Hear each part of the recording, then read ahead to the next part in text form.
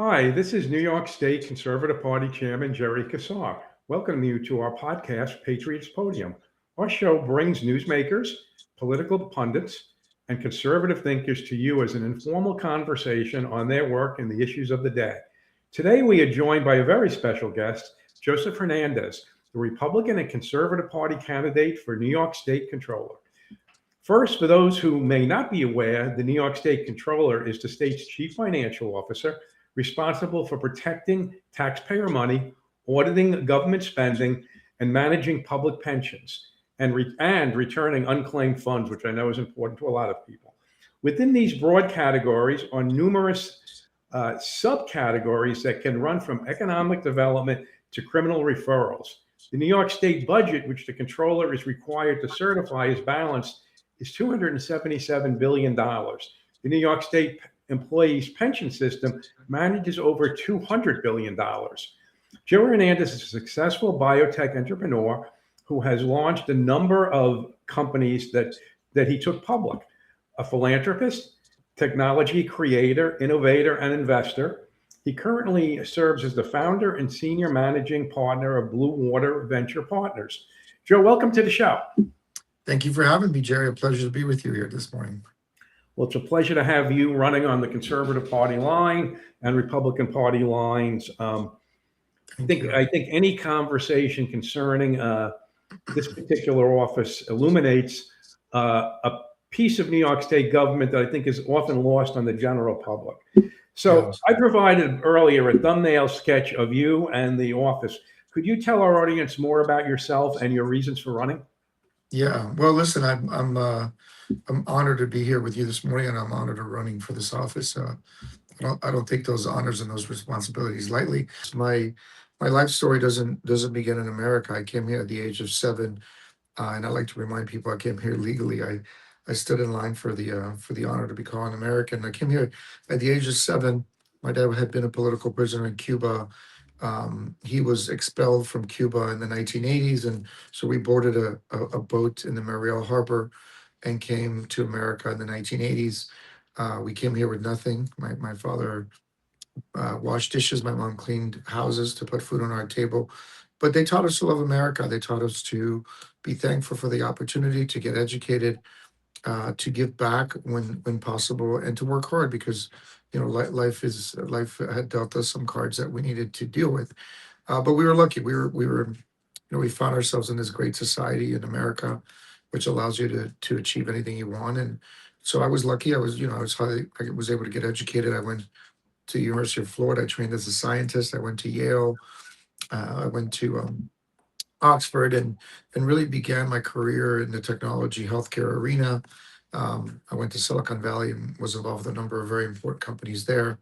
And I'm just doing this again to pay back this immense debt that I had to America for effectively adopting me and embracing me and giving me the opportunity that I've had in my life. Well, I certainly think New York State needs a change, and I certainly think New York State needs you. So in that sense, we're very fortunate. So look, the fact of the matter is New Yorkers tend to focus on the gubernatorial race. Most polling shows that few New Yorkers can name the state controller, even after being in office since 2007. Is it the nature of the job or the nature of Comptroller Napoli that few New Yorkers know who holds the office? Well, I find it ironic because the role is so important. I mean, you are basically the CFO of the state. You're the fiscal curator of the state. You have the power to audit, and immense power, and then you manage one of the largest pools of capital in the world. It's $300 billion, close to $300 billion of capital that you're effectively the sole trustee for.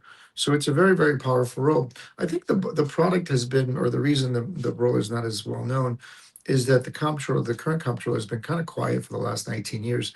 He's been in office for a very, very long time. He was effectively appointed to the office, in the early years of his initiation of the role, primarily because the previous comptroller got in trouble for committing some fraud, which is unfortunate. But he's been there. He hasn't ruffled feathers. This role is supposed to be an overseer when you're an overseer, you're going to say no to people. You're going to make some people upset, but that's the nature of the role. This comptroller hasn't done that, and that's why we've seen the budget balloon from 120 billion when he started to 277 billion today. This is why our debt is almost 70 billion dollars at the state level. This is why we have immense fraud and abuse. Our Medicaid budget is 126 billion dollars. There's probably about 11 billion dollars to 12 billion dollars of fraud in Medicaid today. He hasn't been allowed comptroller, and you're supposed to be. You're supposed to be a watchdog, and unfortunately, Tom DiNapoli has been a lapdog for a lot of the politicians in Albany. Well, let's talk a little bit more about the Medicaid fraud in general, and this adult Yeah. daycare fraud in particular that's plagued New York State now for many years. There were the Centers for Medicaid Review, Medicare Review had some comments over the weekend in relationship to particularly parts of New York City. It is, and then the controller all of a sudden jumped in as Yeah. though this all came about in the last 25 minutes. Uh, Right. Talk to us a little bit more about that controller's fiduciary responsibility, specifically in this area, and the taxpayer watchdog aspect of your job. Well, look, I mean, Medicaid is a perfect example. We have New York has the largest Medicaid budget in the nation. It's 126.7 billion dollars. It's astronomical. But one in every three people in New York are on Medicaid. It's a monster. It needs to be managed. There's immense fraud and abuse in the system. We know that historically. I mean, look at Minnesota. That's a prime example. The budget, just to put it into perspective, the budget for Minnesota is only about $19 billion for Medicaid. So we are significantly larger. We I'm sure have significantly larger fraud and abuse, and it hasn't been really examined. The case that you referenced is this Flushing's Queens fraud that's really an organized crime endeavor, and what it effectively is you have these Korean and Chinese organized crime syndicates that are effectively enrolling elderly populations of those demographics into effectively adult daycare centers. These are these are actually programs that had good intentions. This program was intended for, if you had an elderly mother or father and you wanted to give them some social interaction, get them out of the house, give yourself some time to really organize your life and do the things you needed to do as an adult. And these programs are intended to be daycare. So they come in during the day, they get dropped off, they have a meal, they interact with elderly. Oftentimes, there's other services that you can provide from in that interaction. But what's occurred is they have proactively recruited elderly people in those again in these populations, effectively given them money to enroll, which is illegal. That's a form of kickback. So they're giving these elderly people or their family members money to enroll in the program, and then once they're enrolled, they basically start a litany of fraud. By one thing they do is they register them as being present when they're not, and there's a very little oversight on how that's managed. They add additional services, add additional pharmacy services to these people when in fact they don't need to have these medications. So it's an immense scheme of fraud. What has happened further is, this has been information that's been brought to light by Dr. Oz and Nick Shirley, the independent reporter. What is effectively also occurring here is these are organized syndicates, and a lot of these funds are actually going back to Asia. In the case of the Chinese endeavor, it's going back to China, and we believe that it's the Chinese mafia that's involved in this. So they're stealing money from us. The estimates for this particular theft is about $300 million that is occurring in the daycare center efforts. And it's unfortunate the comptroller hasn't done anything about it. This is something that should have been picked up. There should have been a team on this. Because in 2015, DiNapoli reported that this was something that potentially could evolve into fraud, and nothing was done. This has been going on for a very long period of time. The current comptroller has been asleep at the wheel. I won't be asleep at the wheel. I guarantee you that we're gonna manage this very aggressively. And when people steal from us, I don't care what you are, and what title you have, you're going to go to prison if you steal from our taxpayers. That I promise. Well, thank you. Thank you. So, as I mentioned earlier, the controller does certify the state budget is balanced.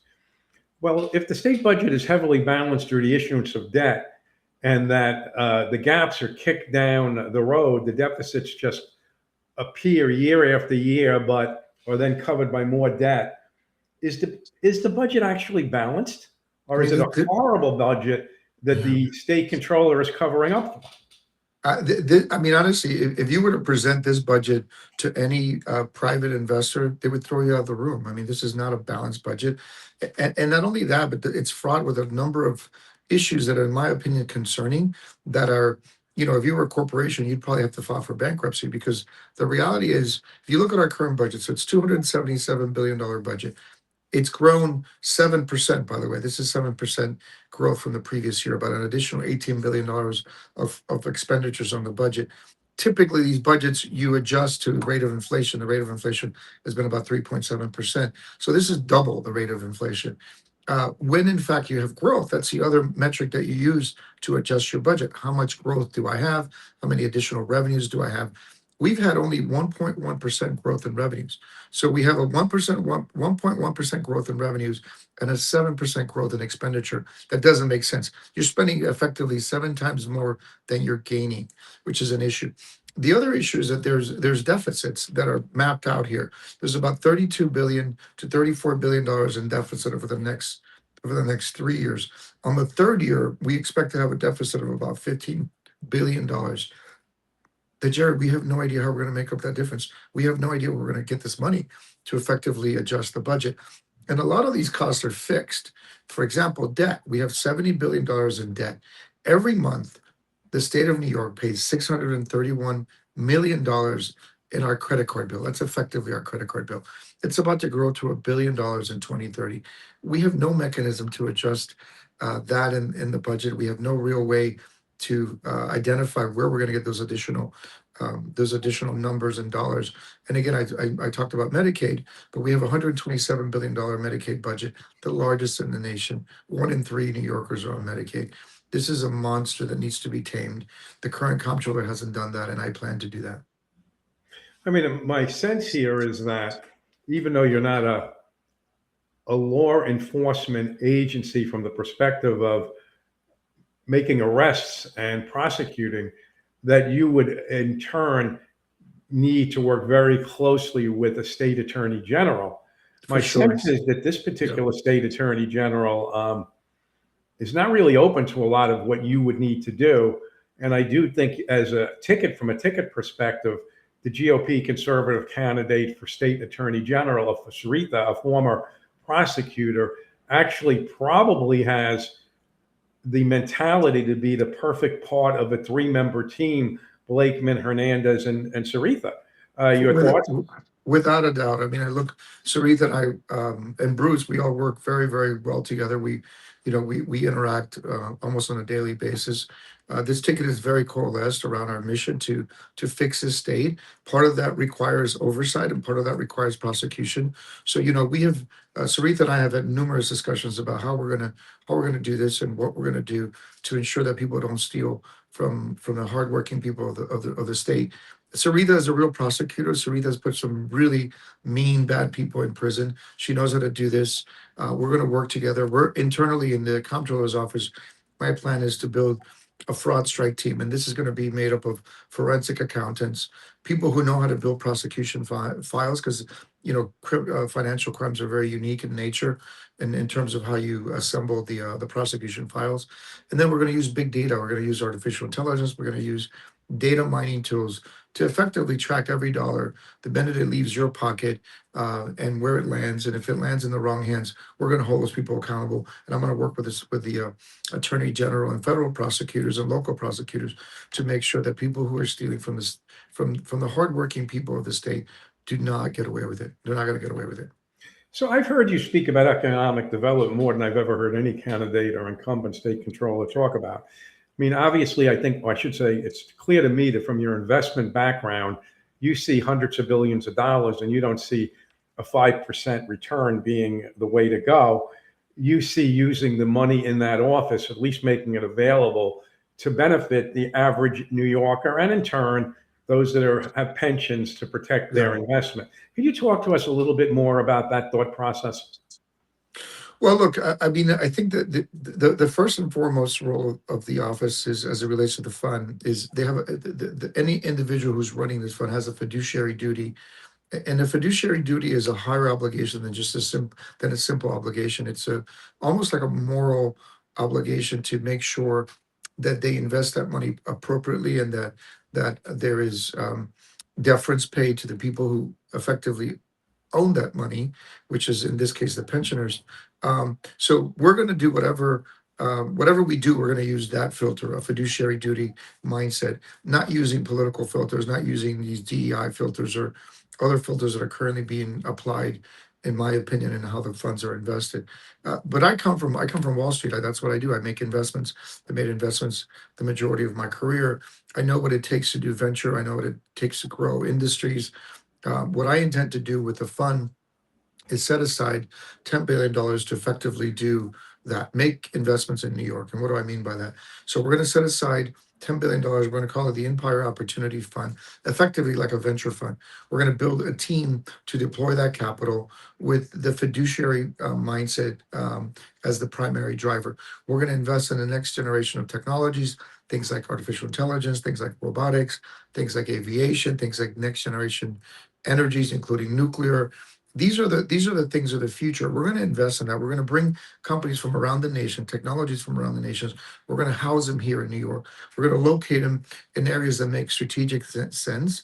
We're having a lot of different developments around semiconductor. The Micron facility is expanding, so why not use that opportunity to effectively bring upstream and downstream companies and technologies to address the growth that's going to happen there? So we're going to do that very smartly. We're going to do that very strategically. We're going to bring in companies.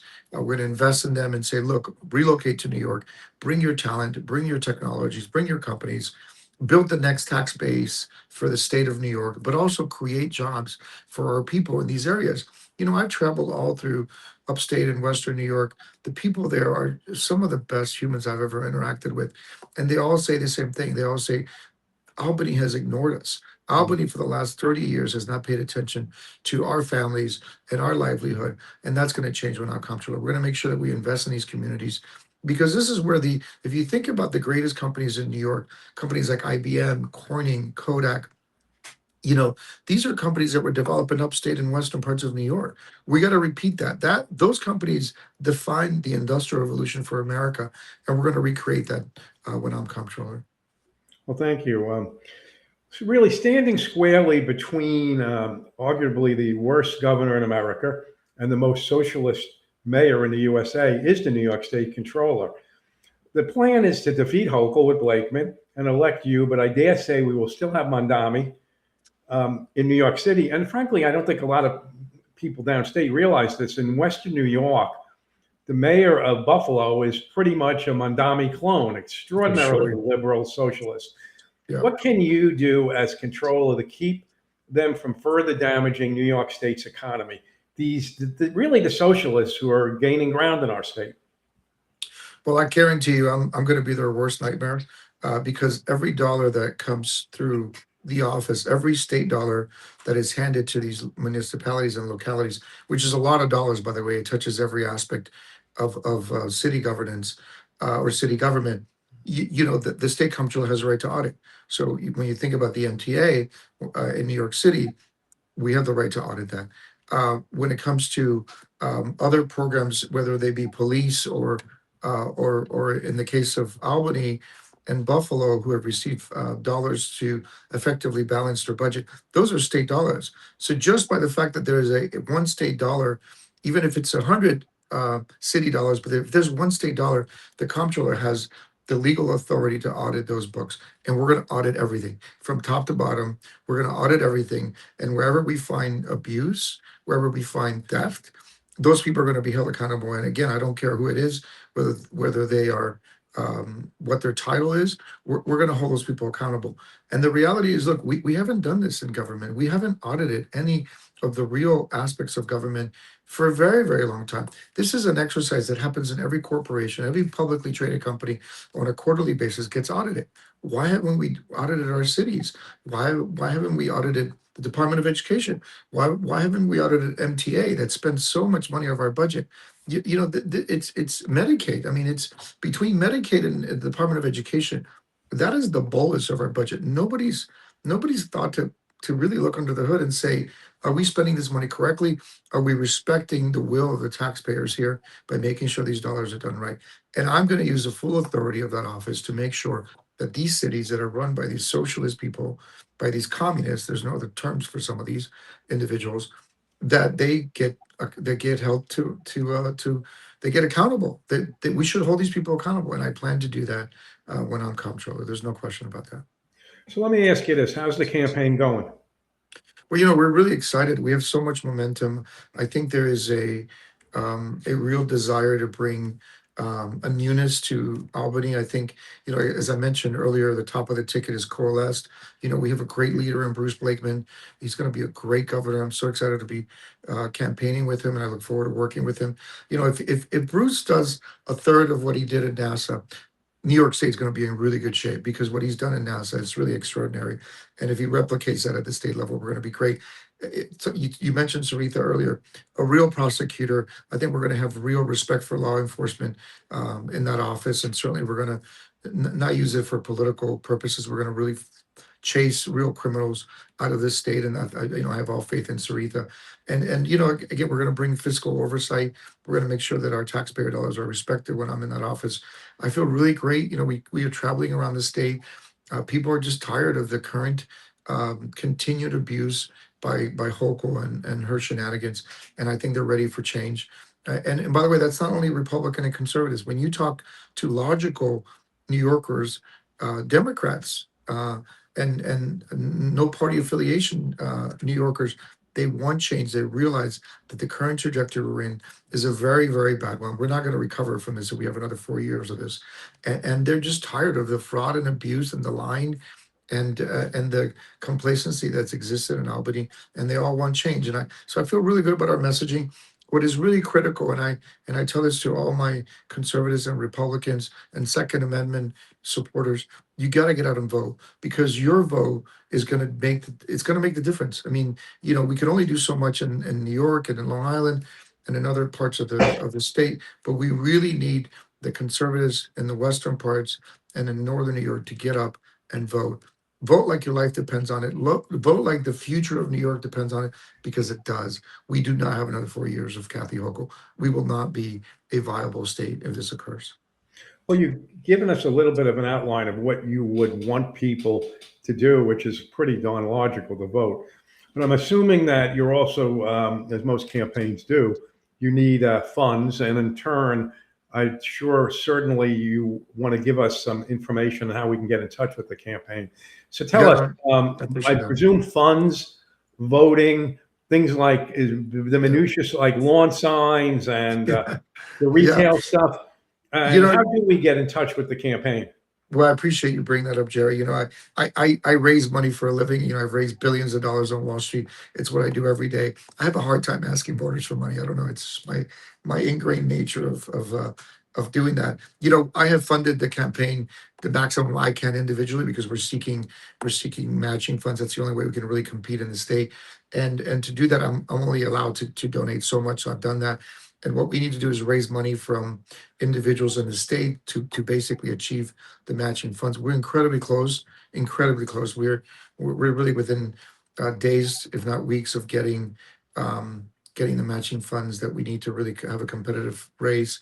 What I'm asking is, donate whatever you can. 5, 10, $20 goes a long way, because it gets us towards the match. There's more information at Hernandez for NY.com. Again, Hernandez for NY, FOR NY.com. The audience will see this the audience will see this on the bottom as they are right now. Wonderful. So people do need to take this very seriously. I know that many conservatives have made these donations. I understand how the system works. We frankly don't support the system, but we are Yeah. realistic in that when you have this system set up, we have to participate in it. And this will make, because of the limitations that have been placed on Joe by the general outline of the law, this is the only way we can go about bringing about the change that we need. Is there a phone number for the campaign? I don't have a phone number for the campaign, but I could get it to you, Jerry. You can list it, but You, you can reach out to us at hernandezforny.com. There's a contact page there. You can email me directly at Joseph at hernandezforny.com. Send me an email directly. I'm very responsive. We have a great team. We get back to people really quickly. I really appreciate the support. We can only achieve success in this state if we all stand up and fight for this great state. This is a great state. It is a defining moment for not only the state but for America. We're getting socialists and DSA members that are really digging really deep roots in this state, and we gotta counter that. And the only way to counter that is to elect Republicans and conservative in office to be that counterbalance and to bring the American pride that's built this great society and this great country that's been around for 250 years. I always like to quote Ronald Reagan, and Ronald Reagan would always have this famous phrase where he would say, freedom is but one generation from being lost. And my friends, we're at that precipice. We have to fight. This is a fight. There's no question about it. And I need your support. We all need your support. The top of the ticket needs your support. well, I want to thank you. I was going to ask you if you had any final words, but it sounds to me like you have encapsulated your thoughts in that last couple of sentences there. And really, I strongly believe that the controller's race is one of those races that people fail to look at, but are very much affected by every day of the year. And I think in bringing you in, nobody knows who DiNapoli is, Right. and that is intentional on his part. He is a very selective in Yeah. who in New York he wants to be working with. Yet at the same time, he affects every one of us in terms of our pockets. No So I question thank about you. it. No question about it. Thank you. I want to thank Andrew Davis, the party director of operations, and our producer, Katie Mohan, as well as my assistant, Eileen Johnson, for making the podcast happen. If you enjoyed this podcast, the Patriots Podium, you should know that this is one of many that can be found at our website, cpnys.org, or on our YouTube channel. Please visit our website for information on the Conservative Party, including press releases, state and federal platforms, legislative ratings, events, and other activities that we engage in throughout the year. Very good chance if you're at one of our events or activities, you're going to find Joe there, as well as the rest of our ticket. Whereas I have found over the years that some of the more liberals hide, all our candidates are available and are looking forward to meeting with you, and certainly Joe is. And if you get a chance, do subscribe to our YouTube channel. Once again, you've been watching Patriots Podium, and I am Conservative Party Chairman Jerry Kassar. Thank you. Thank you, Jim.